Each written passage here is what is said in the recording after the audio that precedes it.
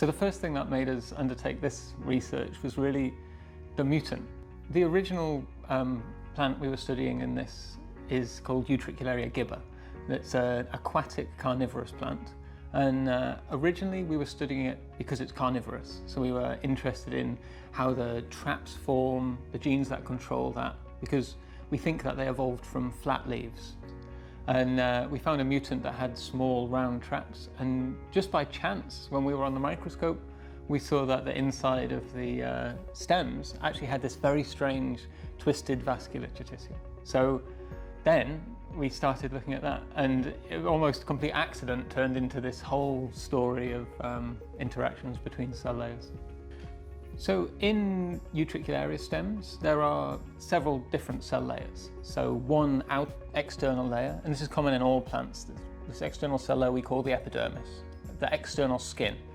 And then there can be varying numbers of layers on the inside. In Utricularia, there's probably about 7, but in other plants with thicker stems, there could be many more. And we simplify the number of layers down to 2, and we can just think about them in terms of internal tissue versus the epidermis.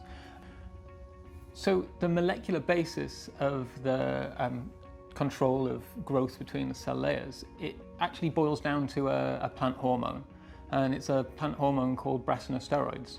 So we really managed to show that the action of a plant hormone in one layer can control growth in many different cell layers just through a physical interaction between the layers. Yeah, so we've used Quasimodo as a cell adhesion mutant to demonstrate that brassinosteroids are required for coordination of growth between tissue layers. My PhD is going to be focusing on how airspaces are regulated in leaves. And so we're sort of interested in seeing how this research that we've done in the hyperglottal translates into leaves. So if we inhibit epidermal cell elongation in leaves in the epidermis, does this regulate the internal tissue in the mesophyll? So for Quasimodo, we're looking at seeing if the tears that we see in the hyperglottal also translate into the leaf. And if we inhibit cell elongation in the Quasimodo mutant in leaves, do we get those tears in the epidermis like we do in the hyperglottal? Brassinosteroids are produced in other cell layers as well. They're involved in vascular patterning in stems, for example.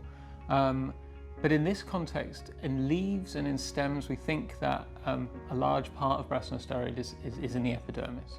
And it looks like from the mutant phenotypes, so in the mutants, we have lower growth of the epidermis, but still high growth inside.